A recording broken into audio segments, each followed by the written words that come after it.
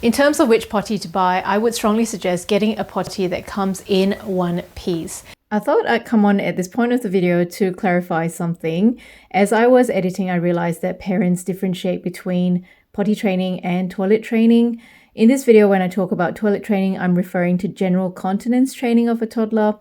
My daughter goes to childcare, so at childcare, there are child-sized toilets. So in childcare, she only ever uses a toilet. At home, however, she has the option of using a grown-up toilet with or without a toilet seat, as well as the potty. She does gravitate towards the potty and uses that approximately 70 to 80% of the time. And this is why in my video, I talk about toilet training as well as potty training. So I'll let you get back to the video. So what was I saying? Oh yes, so if you intend to buy a potty, get one that is one piece. This potty that I've got here is from Kmart. More recently, Ikea has also made a one-piece potty called the Lilla. The reason I prefer one-piece potties compared to potties that have multiple parts is because it means that there's only one piece to wash and dry compared to having multiple pieces to wash and dry. Now, if I was looking for a potty now, I would probably get the Ikea Lilla one over this Kmart one that I've got here because it looks like it's a little bit taller, and with that slight increase in height, it's got to make it easier for the toddler to get on and off the potty independently. If you compare it to ourselves, it's sort of like us getting on and off the toilet from a sitting position rather than a squat position. Hi, I'm Dani and this is Practical Mummy Loves Luxury. Today's video is going to be part one of 2 videos on toilet training. Now there are so many approaches to toilet training and there's so much variation in our toilet training experiences of our children, and that's because none of us are the same. There's no single mother that is the same as any other mother, same as our children. So I'm going to be sharing my experience with you, but please don't expect yours to be the same. I think my toilet training experience wasn't necessarily the smoothest, so hopefully this will help lower your expectations compared to children who potty trained in 4 days. I'll also be sharing my products and accessories that I've used and some of my tips and tricks. Let's start with the lead up to the task. When is the right time to start toilet training? In my opinion, it is when you as a parent are ready, because if you're not ready, you're not going to be able to support your toddler. In terms of what age people start toilet training, there is a bit of variability again in this. Some people will say 2, but I've heard of some mothers starting their babies as young as 20 months, some as old as 3.5. So there's no real right answer to this. It's really when everyone involved in a situation is ready. If you notice that your child's nappy is dry during nappy changes, often that may be a sign that they might be more ready for toilet training than otherwise. We started toilet training my daughter when she was about 29 months old. So my daughter does go to childcare. So in a way, the timing of it was in line with what childcare could manage as well. Obviously, childcare has to toilet train a lot of children, and the kids at childcare kind of take turns. I started preparing my daughter for toilet training from the age of 18 months, and I first started by buying her a couple of books on toilet training. This one is Toilet Time, a training kit for girls, and this one here is Peekaboo, Alfie has a present for you. And this is really to introduce her to the idea of toilet training. Both of these books are available at Kmart, and as per usual, all details in this video will be linked in the description box below. I've already mentioned which potties I would buy, and in preparation for this I bought 3 potties because when the time comes for your child to toilet train, you need to have potties all around the house if you want to minimize the number of accidents. So I bought 3. The number of potties that you buy will depend on how large your house is and the number of areas that your child spends time in. When I was using the loo, I also talked her through the process. So I would explain what was going on when I was on a toilet, and if in any way she wanted to participate, like say if she wanted to hand me toilet paper, or if she wanted to flush, or if she wanted to look in the toilet bowl, I allowed her to do that. I also got her toys and set them on her new potties to demonstrate how the potties were to be used. And she also practiced just sitting on the potties for fun. My childcare also advised that it would be helpful to sit them on the potty before a nappy change to explain that this is where wees and poos go. After a nappy change as well, instead of throwing the nappy straight into the bin, put it into the potty first to explain this is where wees and poos will go, and then throw it out. With all the steps that I've just mentioned, I allowed her to practice this for over 10 months leading up to her potty training. However, look, I do think that this is probably a bit long. I think 3 months of a preparation period is good enough. If you like this video so far, please click on that like button because it will help my channel grow. If you're not already subscribed, but you're interested in more content on practical parenting, feel free to subscribe for more. Also follow me on Instagram where I post daily. Thank you. Now let's talk about underwear and bottoms. So I know of some parents who allow their child to choose their own underwear and they can go shopping for it online or at the shops. And this essentially gets them more involved in the process so that they can look forward to toilet training. The other thing to be aware of is the nappy adds a lot of bulk to your baby's bottom, and when you remove the nappy, their trousers get really loose. On top of that, if your child is very petite, the smaller size underwear may still be too big. This was certainly the case for my daughter because she's very petite. And I knew of more sizable children who found that the smaller size underwear was still too big. So what I did instead was to use diaper covers as underwear.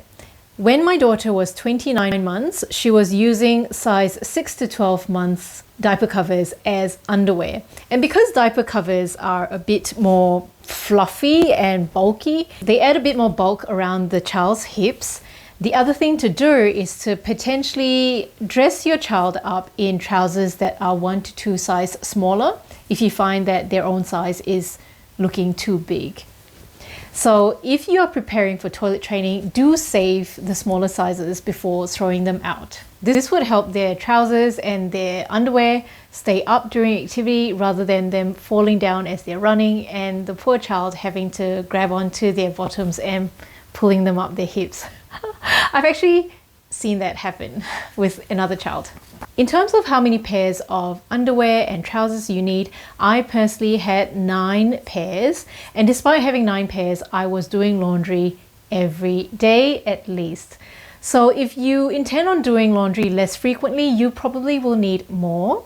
And I've also known of parents who would throw out any underwear that's been soiled by feces, and if this is yourself, you probably will need to buy more as well. The next thing to do to prepare your child for toilet training is to get them to practice pulling their pants down and their pants up. If at this stage you're still using nappies with tabs, I think this would be a good time to swap over to pull up pants because this simulates underwear a bit more. Now, I would say take it easy with this one. If your child is independent with getting their pants up and down by the time they start toilet training, wonderful, that's great. But if they're not, don't stress too much about it. I would suggest finding a balance between how much help or how little help you give your little one, because my daughter is 3 now and I still accompany her to the toilet. So although she's toilet trained, I still have to go to the toilet with her. At minimum, I have to check that she's wiped her bottom well enough, or even sometimes provide help. And I definitely still have to empty the potty for her. So if your child is not independent, pulling their pants up and down by the time they start toilet training, I don't think it's such a big deal because you will be with them anyway. The next thing to talk about is socks and shoes. So initially, when your child has accidents, they're going to empty their whole bladder, which means that it'll be a high volume of urine that has been leaked. And this may trickle down their pants and get to their socks and shoes. So certainly have lots of pairs of socks as well. In terms of shoes, I do like these ones from Skechers. So they are the Skechers Go Play shoes. What I specifically like about this pair of shoes is that they're machine washable. So if the child has an accident with these shoes, I can just put them in the washing machine. Obviously, you don't have to get this exact pair, but keep a lookout for shoes that are machine washable. Now, when the time comes, you want to make sure that you all have a consistent approach. So all grown-ups involved in the child's care has to be aware of what to do, what to say when you start toilet training. Because my daughter goes to childcare, I implemented all the strategies that childcare was doing. And obviously between myself and childcare, I consider childcare to be more expert at toilet training compared to myself. So if your child goes to childcare, you may want to do the same thing.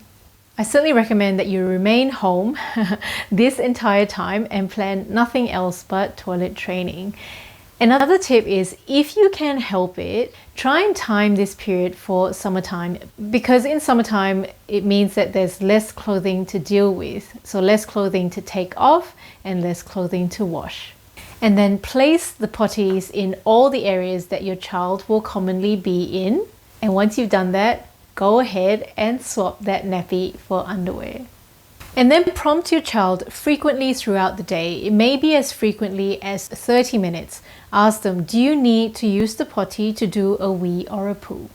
Also use a reward system. So we used stickers because this was what childcare did, and Kmart does these reward stickers for a really good price. Every time my daughter just sat on the toilet to try, even if she didn't do a wee or a poo, we would give her a sticker. And if she did a wee or a poo, she could get more stickers, so up to 5 stickers. We stuck the stickers just on the back of her hand or her t-shirt because that was what childcare did. So there was no need to have any sticker charts around, which was great for me. The other thing you can do to reinforce this is to also give yourself a sticker when you've done a wee or a poo, and then announce it to your child. And then just be prepared for accidents. It's a lot harder than it sounds. So my daughter wees between 4 to 6 times a day, and at the start, when she first started toilet training, she had 4 to 6 accidents a day. I was doing laundry once, sometimes even twice a day, to make sure that she had enough clothing to wear. Really be prepared not to get angry, because obviously this doesn't help your child. However, if you do get angry, internalize it. In our household, we don't wear shoes indoors, so when we stayed home during the time that we started toilet training, her shoes didn't get wet that much, so that was a good thing. We only had 2 pairs and that was enough for us. That may be something that you'd like to consider, or the alternative, I guess, is to buy your child something like a pair of Crocs, which can just be rinsed out with water if it was to get dirty.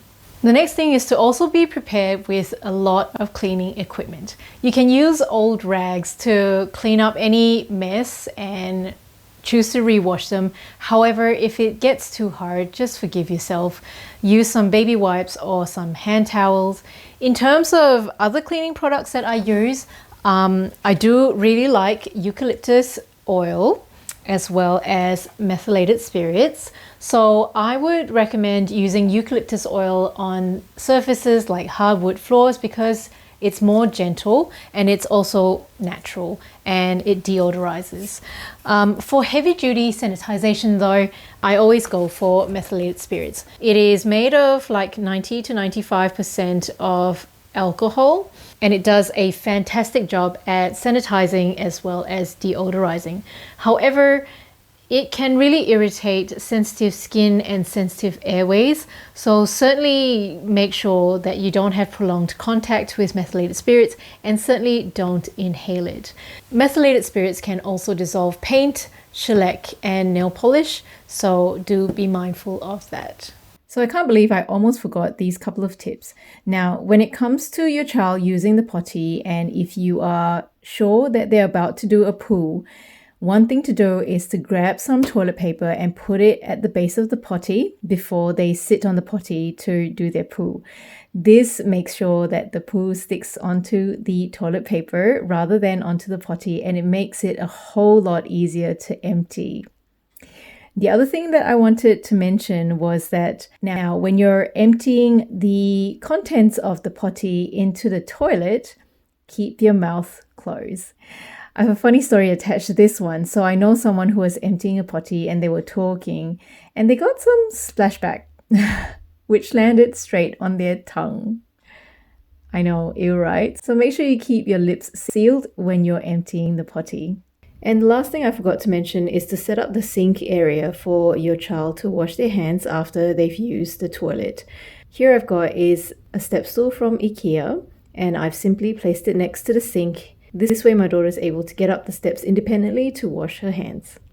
I should also really mention that nappy free time is only during waking hours. So the child should still be wearing nappies when they're taking their nap or when they're asleep overnight. Going nappy free during sleep happens at a much later stage, around the age of 4 or 5, when you start noticing that they are waking up with dry nappies. In terms of our experience, my daughter took 4 to 5 weeks before she demonstrated some consistency, unlike children who toilet train in 4 days. That's certainly not our experience. Although she understood the concept of it really quickly, maybe after the first 4 days or 5 days, the number of accidents probably reduced from 6 accidents a day to 2 accidents a day. And it probably took her 4 weeks before she stopped having any accidents during the day.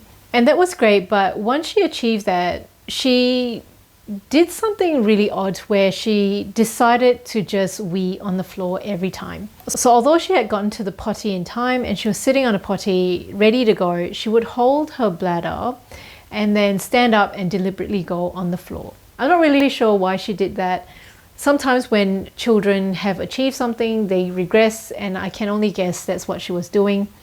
After a week of her doing this and myself explaining to her that she should not be doing this and she should be going in the potty, I then sat her down and had a conversation with her and explained that I was upset with what she was doing and I would really appreciate if she stopped doing that. And after that conversation, she stopped doing it.